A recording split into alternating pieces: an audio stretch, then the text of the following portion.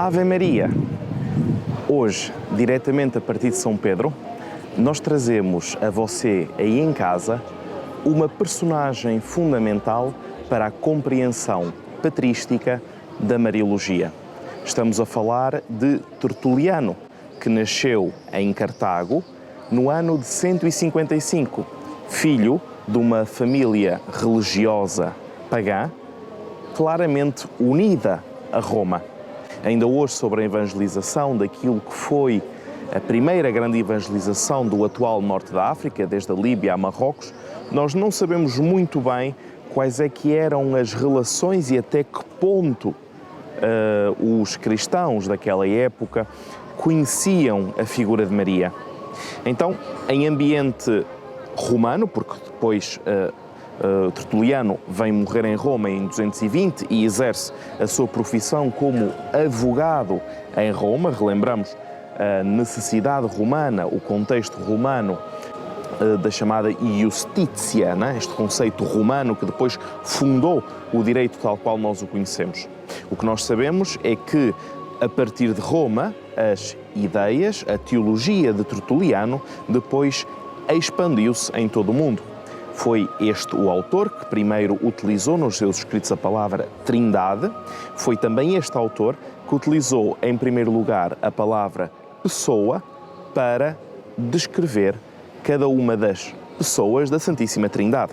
Ou seja, foi um eminente teólogo. É inegável como ele lutou contra os hereges e nos deixou algumas passagens que vamos ouvir sobre a verdadeira natureza de Cristo e como Cristo, claramente, dentro daquilo que é a patrística latina, como Cristo, claramente, é o Salvador do mundo. Ouçamos o que diz Tertuliano. O Filho de Deus nasceu. Já isto é uma coisa humilhante, mas eu não me envergonho. O Filho de Deus morreu. É necessário acreditar, ainda que pareça absurdo. Foi sepultado e ressuscitado. Isto, certamente, é uma coisa humanamente impossível. Mas como estas coisas puderam ser verdadeiras em Cristo, se Ele mesmo não fosse verdadeiro e não tivesse, isto é, graças àquele que foi crucificado, morto e sepultado e ressuscitado, então isto significa que a carne incorruptível do sangue, estruturada nos ossos, tecida através dos nervos, percorrida através das veias, que conheceu o nascimento e a morte, sem dúvida, então, uma carne humana, porque nasceu do homem. Esta carne é mortal em Cristo, porque Cristo é homem e filho do homem.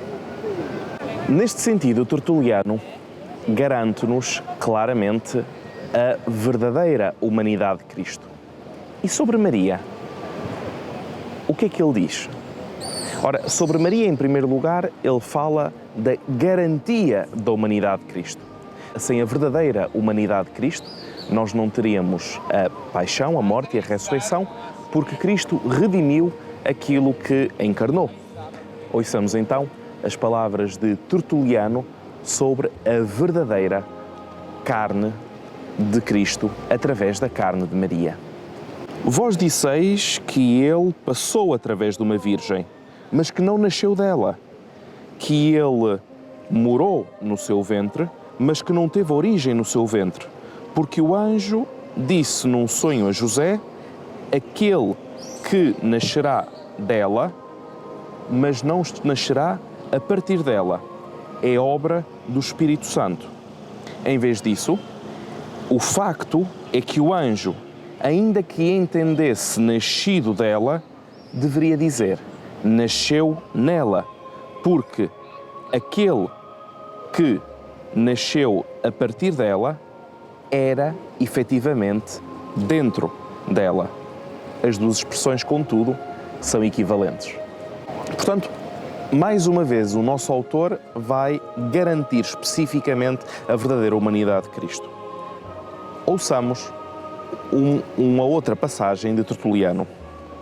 Ele é o rebento do tronco que sai da raiz de Jessé. Mas como a raiz de Jessé é a família de David, e o tronco da raiz é Maria, descendente de David, e o rebento do tronco é filho de Maria, chamado Jesus Cristo, não será, portanto, ele o fruto?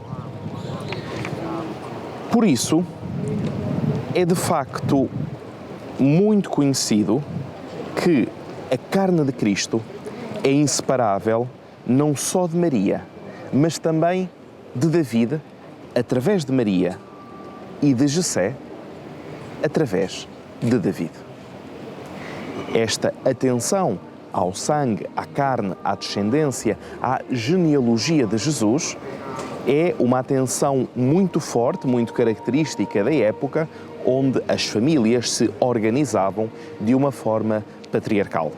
Curiosamente, este autor não cita uma origem de Maria, melhor, uma origem de David a partir de José, como acontece nas genealogias de Jesus, mas através de Maria.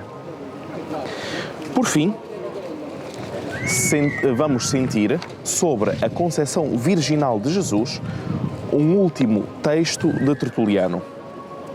Aquele que já era o Filho de Deus, gerado da semente de Deus Pai, ou seja, do Espírito Santo, querendo tornar-se também Filho do homem, decidiu de assumir uma carne da carne do homem, mas sem semente humana. Aquele que possuía a semente de Deus não tinha necessidade da semente do homem. Como também, antes do nascimento da Virgem, ele tinha Deus por pai, sem ter uma mãe. Assim, depois de ter nascido da Virgem, ele teve uma mulher por mãe, sem ter algum pai terreno. Em poucas palavras, ele é um homem que possui a divindade e é também uma carne humana que possui o Espírito de Deus. É uma carne gerada sem semente do homem. É espírito gerado da semente de Deus.